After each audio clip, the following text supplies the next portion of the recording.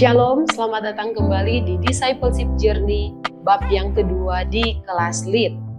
Terima kasih untuk kesetiaan Bapak Ibu yang sudah mengikuti bab yang pertama. Kita sudah belajar bersama-sama dan tiba saatnya kita mempersiapkan waktu yang terbaik untuk mengikuti bab yang kedua dengan judul Penginjilan One to One bersama dengan Pastor Markus Wibowo dari IFGF Manado.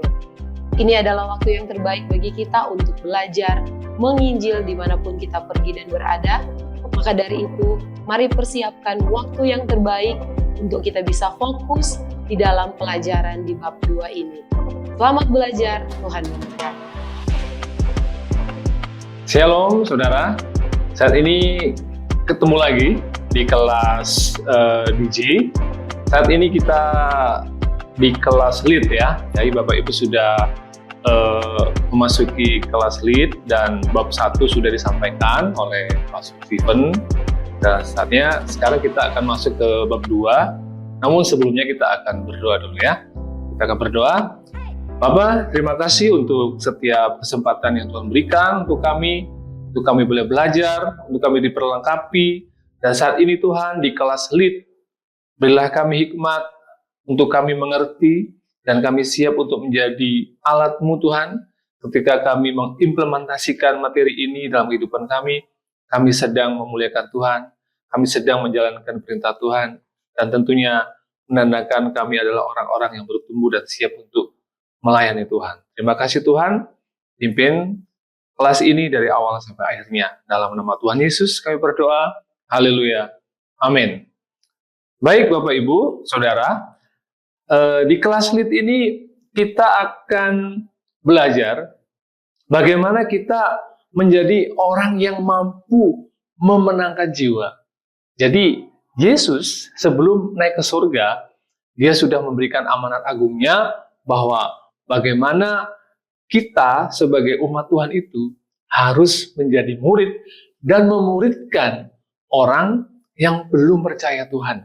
Dan tentunya ini adalah sebuah kerinduan dari Tuhan Yesus sendiri ya, bahwa di materi ini kita akan diajarkan bagaimana memenangkan jiwa melalui penginjilan one to one.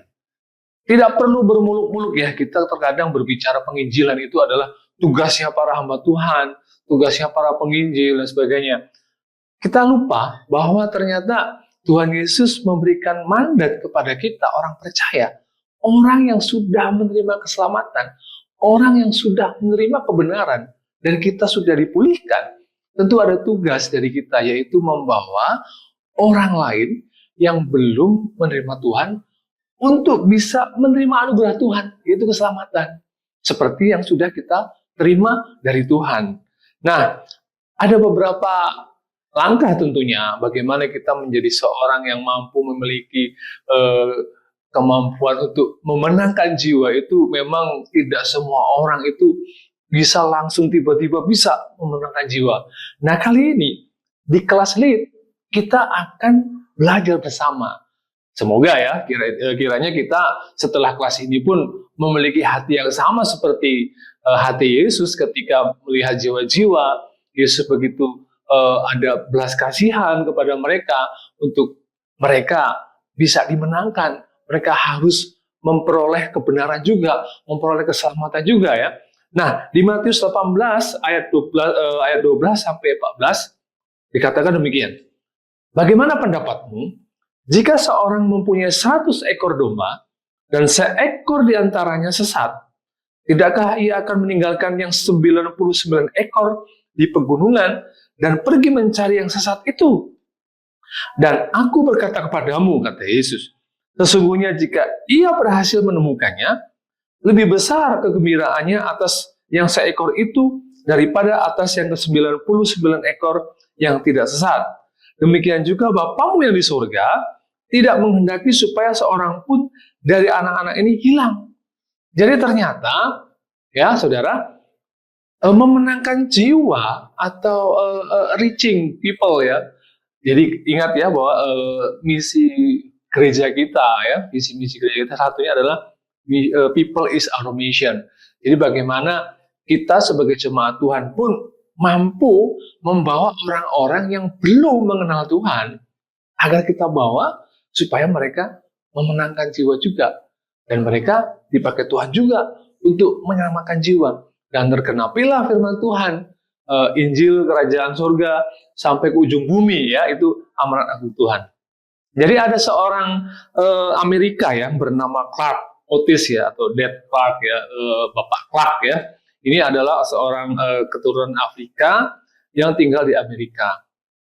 Pada umur 18 tahun, kira-kira tahun 1921, di Amerika terjadi sebuah guncangan kerusuhan yang luar biasa, dan di situ terjadi diskriminasi, ya, antara Black Amerika dan White Amerika. Oleh orang kulit putih dengan kulit hitam itu terjadi sebuah pertentangan dan perselisihan, dan itu menimbulkan sebuah bencana, ya, sebuah kerusuhan yang besar sekali, dan itu menjadi bencana dunia, dan bahkan ribuan orang itu menjadi korban. Ada salah satu orang bernama Clark, waktu itu umur 18 tahun pada saat peristiwa itu.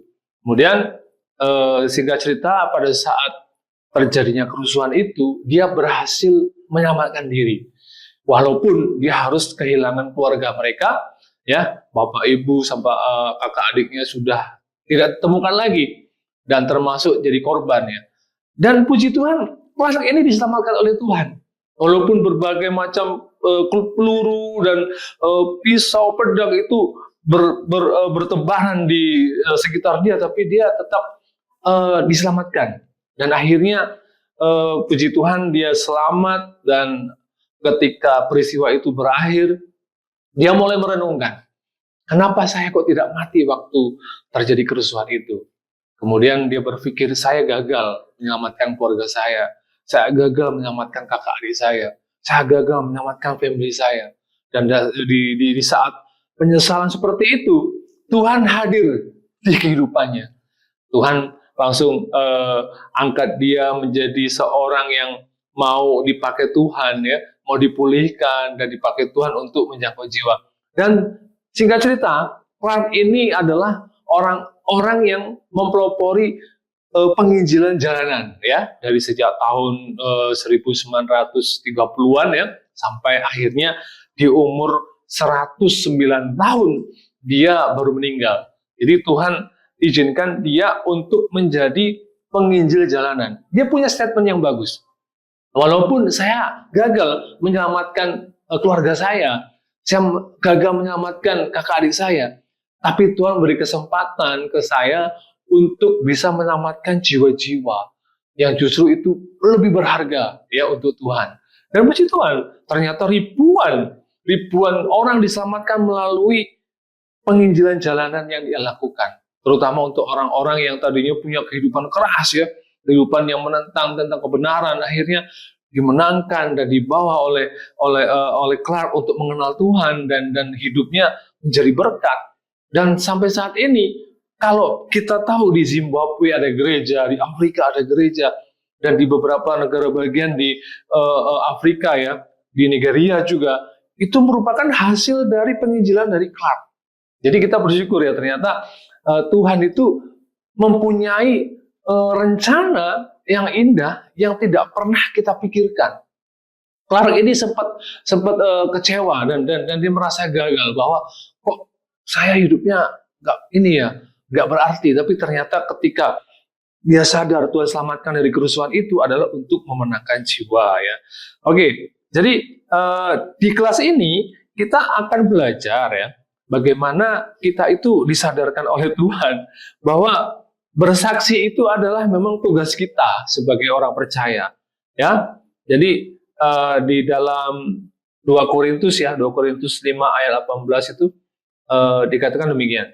Dan semuanya ini dari Allah, yang dengan perantara Kristus telah mendamaikan kita dengan dirinya, dan yang telah mempercayakan pelayanan pendamaian itu kepada kami. Sebab Allah mendamaikan dunia dengan dirinya oleh Kristus, dengan tidak memperhitungkan pelanggaran mereka. Ia telah mempercayakan berita pendamaian itu kepada kami, jadi kami ini adalah utusan-utusan Kristus. Seakan-akan Allah menasihati kamu dengan perantaraan kami. Dalam nama Kristus, kami meminta kepadamu, berilah dirimu didamaikan dengan Allah. Jadi ternyata Allah ketika memulihkan hidup kita, mengangkat kita sebagai orang-orang yang sudah dipulihkan melalui pertobatan hidup kita, Tuhan ingin supaya hidup kita pun itu berguna bagi orang lain.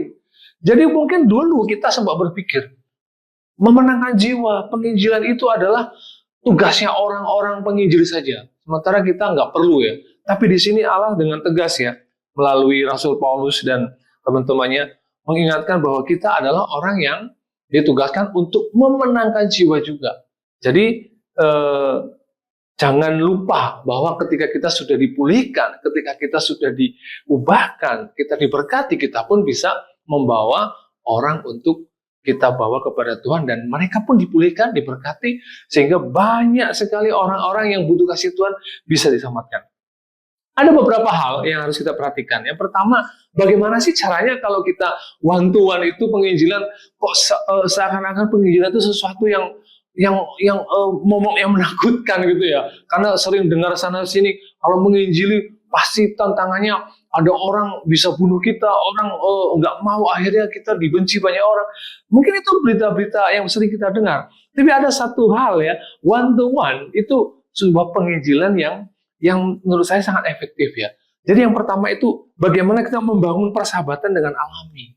Jadi persahabatan, membangun persahabatan nggak perlu kita bertemu dengan orang yang akan kita doakan, yang kita kenalkan pada Tuhan. Kita nggak perlu memamerkan bahwa saya orang Kristen yang seperti ini, yang kamu harus percaya Yesus. Tidak perlu terlalu vulgar begitu ya. Kita cukup membangun persahabatan dengan mereka ya. Yang pertama tentunya kalau kita mau menjadi orang yang memenangkan jiwa adalah yang pertama itu pergi. Artinya kalau kita punya panggilan itu lakukan. Jadi visi akan terjadi kalau kita melakukannya. Kalau kita hanya memikirkannya dan tidak akan pernah pergi, ya itu menjadi sebuah wacana saja. Yang pertama ya, pergi. Di dalam Lukas 10 ayat 3 dikatakan begini, pergilah, sesungguhnya aku mengutus kamu seperti anak domba di tengah-tengah serigala. Janganlah membawa puli-puli atau bekal atau kasut, dan janganlah memberi salam kepada siapapun selama dalam perjalanan. Kalau kamu masuki satu rumah, katakanlah lebih dahulu, damai sejahtera bagi rumah ini. Jadi Tuhan memerintahkan kalau kita punya panggilan, sudah, let's do it, lakukan, pergi. Ya, jadi misi tanpa membangun persahabatan adalah suatu perbudakan, tetapi misi dengan membangun persahabatan adalah kekeluargaan. Jadi membangun sebuah kekeluargaan. Kemudian setelah pergi ngapain? Datang dengan damai. Jadi terkadang kita sering mendengar ya, kita akan beritakan kebaikan, Injil kerajaan, kabar baik, tapi ternyata orang yang kita datangi malah berdebat. Ini seperti bermusuhan, memperdebatkan sesuatu yang prinsip ya. Karena kita datang tidak dengan damai. Tapi kalau kita datang dengan damai, kita datang dengan sebuah niat yang baik demi kebaikan hidup mereka, tentunya dia akan memikirkan, oh ya ternyata kita pun datang dengan damai, tidak perlu menggurui, tidak terlalu menjas ya, menghakimi bahwa kamu tuh salah, kamu gini. Jadi cukup datang dengan damai. Damai sejahtera, ya, sukacita, pengharapan, doakan agar filsafat hidupnya selama ini mungkin kurang benar ya, kita doakan supaya Tuhan pulihkan. Kemudian berdoa juga supaya hal-hal yang terselubung di pemikirannya itu yang menghalangi pengenalan akan Tuhan itu bisa Tuhan singkapkan. Kemudian berdoa juga untuk meruntuhkan sebuah tembok. Biasanya orang yang belum percaya Yesus itu punya pengalaman-pengalaman yang lalu itu dan dipertahankan. Nah, kita berdoa supaya hal-hal seperti itu bisa kita runtuhkan secara spiritual ya. Kemudian doakan juga agar Tuhan juga melindungi mereka gitu ya. Kemudian yang ketiga, ya setelah pergi datang dengan damai, makan dan minum. Ternyata makan dan minum itu sebuah budaya yang Yesus lakukan juga. Jadi Yesus pernah mengajak murid-muridnya untuk makan dan minum. Di situ makan dan minum terjadi suatu pengajaran. Di tempat makan itu orang berbicara dengan enak gitu ya. Jadi siapa sih nggak suka makan di sini kan? Jadi ternyata dengan cara mengajak makan dan minum, itu suatu hal yang sangat efektif. Kita bisa memberikan masukan, kita bisa memperkenalkan kebenaran, kita bisa membawa orang itu bertobat tanpa harus kita paksa-paksa dengan sikap kita yang menyebalkan. Terkadang-kadang orang-orang atau teman-teman kita yang kita akan bawa ke pengenalan akan Tuhan, dia mengalami suatu ini menyebalkan. Karena apa? Kita tidak ramah, tidak memiliki kata-kata yang membangun, tapi hanya menghakimi. Lebih-lebih boro-boro kasih makan, diajak minum aja enggak gitu kan. Jadi ternyata makan dan minum itu Yesus lakukan juga ketika Yesus mau memenangkan Sakius yang itu orang ini pemungut cukai waktu itu ya, petugas keuangan, petugas pajak. Orang Farisi pada marah kan waktu Yesus ngajak makan di rumah, diajak makan sama Sakius di rumahnya. Padahal Yesus tahu ketika makan bersama, Yesus memberikan kebenaran-kebenaran kepada Sakius. Finally, Sakius diubahkan. Kemudian setelah membangun persahabatan ya secara alami, kita ngapain? Kita membangun percakapan. Percakapan dimulai dari apa? Kita perkenalkan diri kita. Kita perkenalkan diri kita, siapa kita dan apa pekerjaan kita. Terus setelah itu kenalkan juga kita tuh sebenarnya pelayanan di mana. Terus kita orang-orang yang melakukan apa ya.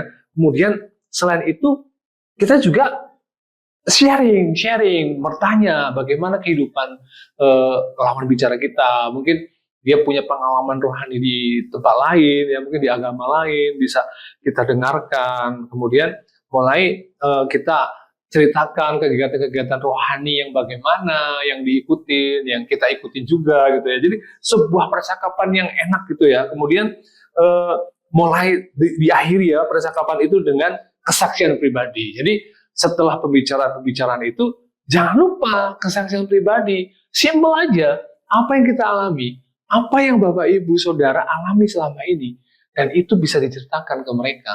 Nggak usah terlalu pakai bahasa-bahasa yang susah. Ya, mungkin kadang-kadang kita berpikir harus pakai bahasa teologi yang tinggi. Bisa juga, tapi kita nggak perlu itu ya, karena tidak semua orang memahami ya bahasa-bahasa seperti itu. Jadi kesaksian itu kunci dalam pembicaraan kita. Kemudian apa? Baru masuk ke transisi menuju Injilnya. Nah, ada dua pertanyaan pokok yang harus kita lakukan ya. Yang pertama ya, biasanya tuh kalau kita berbicara tentang one to one itu dua pertanyaan ini yang jangan lupa kita utarakan. Yang pertama ini, jika kita meninggal hari ini, apakah kita yakin akan masuk surga? Gitu ya. Itu sebuah pertanyaan yang umum, tapi itu sebenarnya kunci. Kita mengetahui orang ini sebenarnya sudah percaya Yesus atau belum. Ya. Kalau dia jawabannya, yakin saya masuk surga. Berarti Anda berarti orang yang sudah percaya Yesus. Apakah yakin tidak harus melakukan kebaikan? Misalnya kan, kita bisa menjelaskan lagi dan pertanyaan-pertanyaan dan izin untuk menjelaskan kabar baik yang lebih dalam lagi. Nah, pertanyaan kedua, jika kita mati, kemudian Yesus tanya, gitu kan, alasan apa sih Yesus bisa menerima kita masuk surga? Kira-kira apa gitu ya? Jawaban dia mungkin banyak hal. Oh, saya nggak tahu, gitu kan. Atau ada juga yang menjawab, ya saya karena percaya Yesus. Oke, kita apresiasi percaya Yesus. Apakah cukup percaya Yesus ya? Nah, kita yakinkan lagi gitu ya dengan pertanyaan-pertanyaan yang membuat dia tuh untuk berpikir, oh ya, saya tuh setelah percaya terus ngapain gitu ya. Nah, kemudian baru ya di langkah selanjutnya ketika kita pembicaraan sudah masuk, kita sudah ada kesaksian, kemudian membicarakan tentang tadi kunci keselamatan tadi, apakah kita percaya Yesus atau apakah kita yakin masuk surga, baru kita membagikan Injil. Nah, ini yang penting. Kita memperkenalkan anugerah. Ya, jadi yang pertama anugerah, bahwa anugerah itu diberikan oleh Tuhan. Termasuk hidup kekal itu merupakan sebuah anugerah. Jadi kalau disingkat itu menjadi amaki ya, itu kalau di kelas kita namanya amaki anugerah. Yang pertama, kita memperkenalkan bahwa manusia itu hidup oleh karena anugerah Tuhan, dan hidup kekal itu tidak dapat kita tidak bisa dapat karena usaha atau karena upah begitu saja. tapi merupakan pemberian Tuhan ya. Jadi seperti ini ya, kita menerima sebuah hadiah. Jadi kalau hadiah, namanya hadiah pasti kan free kan, pasti kan cuma-cuma. Kalau kita menerima hadiah dan harus membayar, itu namanya beli kan. Itu transaksional namanya kan. Tapi anugerah Tuhan itu adalah free, cuma-cuma diberikan. M-nya manusia. Kita ingatkan lagi bahwa manusia itu tidak ada yang tidak berdosa. Dan semua manusia sudah kehilangan kemuliaan Allah, kata Ibrani ya. Jadi betapa kita sadarkan ya, bahwa manusia itu gak ada yang layak di hadapan Tuhan. Gak ada satupun. Makanya butuh namanya manusia itu diselamatkan. Manusia tidak bisa menyelamatkan diri sendiri. Dan manusia itu butuh Tuhan untuk diselamatkan. Karena manusia pada dasarnya adalah lemah. Makanya kita harus tahu cara Allah menyelamatkan kita bagaimana gitu ya. Tadi anugerah, M manusia, A lagi Allah. Kita ingatkan lagi bahwa Allah itu siapa gitu kan. Terkadang ya ada beberapa orang berpengertian bahwa Allah itu ya seperti kakek kita gitu kan, misalnya. Kakek yang memberikan semua keinginan cucunya gitu ya. Dilindungi dan semua tanpa memberikan punishment ya. Kalau ada orang nakalin ke cucunya pasti kakek ini marah gitu kan. Tidak. Allah tidak seperti kakek kita gitu kan. Allah gak cuma memberikan suatu hal-hal yang sifatnya memanjakan kita terus ya, atau kita kadang itu berpikir Allah itu seperti polisi gitu ya, polisi yang selalu menegakkan keadilan gitu ya, tanpa memberikan apresiasi dan reward misalnya kan. Tidak juga gitu kan. Nah, jadi pengertian Allah yang benar itu seperti apa ya? Jadi suatu ketika ada orang itu merampok di suatu bank gitu ya, 50 juta. Kemudian ditangkaplah dia di polisi, diadili dan disidang. Kemudian ketika hakim memutuskan bahwa kamu sudah merampok dan membuat resah masyarakat dan kerugian 50 juta itu kamu harus ganti dan kamu harus masuk penjara selama 5 tahun. Tapi ternyata si perampok ini ngaku, oke, Pak Hakim, saya mengaku salah dan saya memang melakukan semuanya itu dan sebagainya, dan saya uangnya saya kembalikan dan saya siap membayar denda, tapi boleh nggak saya bebas? Saya tidak menerima hukuman. Tidak bisa ya, tetap harus menerima hukuman. Jadi seperti itulah yang manusia alami sebenarnya. Kita nggak ada yang luput dari hukuman sebenarnya. Semua manusia telah berbuat dosa. Tapi bagaimana cara Allah menyelamatkan waktu itu? Nah, ini sebuah dilema ya. Ketika diputuskan untuk kamu harus masuk penjara gitu kan. Terus harus menjalani hukuman. Nah, Allah itu seperti hakim yang adil. Ketika yang suatu ketika ternyata yang melakukan itu adalah anaknya sendiri gitu misalnya kan. Dia ternyata anaknya yang melakukan kesalahan. Apakah hakim itu memberikan bebas gitu kan, karena dia anak saya bebasin gitu kan? Nggak mungkin kan? Ternyata apa yang dilakukan? Oke, kamu tetap masuk penjara dan kamu harus menjalani hukuman. Terus dia melepaskan jubahnya, tapi karena kamu anak saya, biar saya menjalani semua. Wow, amazing. Ternyata kasih karunia Tuhan itu seperti itu. Allah itu dalam menyamakan manusia seperti itu. Oke, yang K-nya, K, Kristus. Nah, kita ingatkan bahwa Yesus itu adalah yang Allah yang menjadi manusia, yang Tuhan sengaja ya, pribadi Tuhan ya, Tuhan itu menjadi manusia dan mau rela membayar dosa itu. Jadi ternyata Allah punya trik ya, untuk menyelamatkan manusia itu, dia harus menjadi manusia. Karena kalau dia tetap, oh saya Allah gitu ya, gak ada orang bisa ketemu dengan Allah.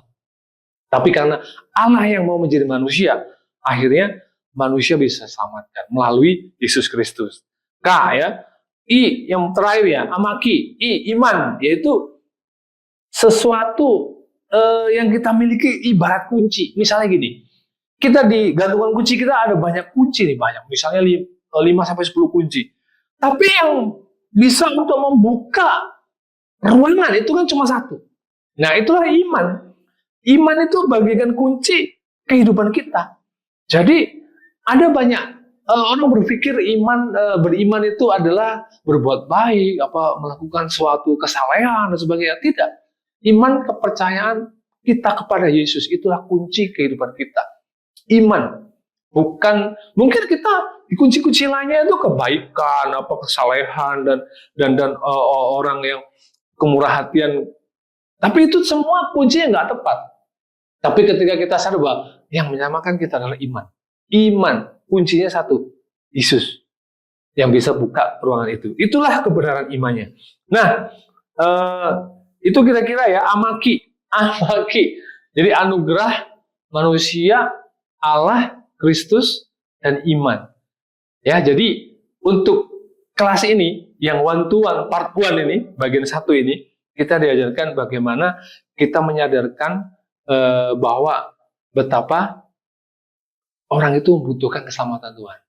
Tapi yang pasti gini, bahwa di kelas ini outputnya adalah kita ya yang ikut kelas ini diperlengkapi untuk mampu menjadi orang yang bisa membawa kepada Kristus orang-orang yang butuh kasih Tuhan.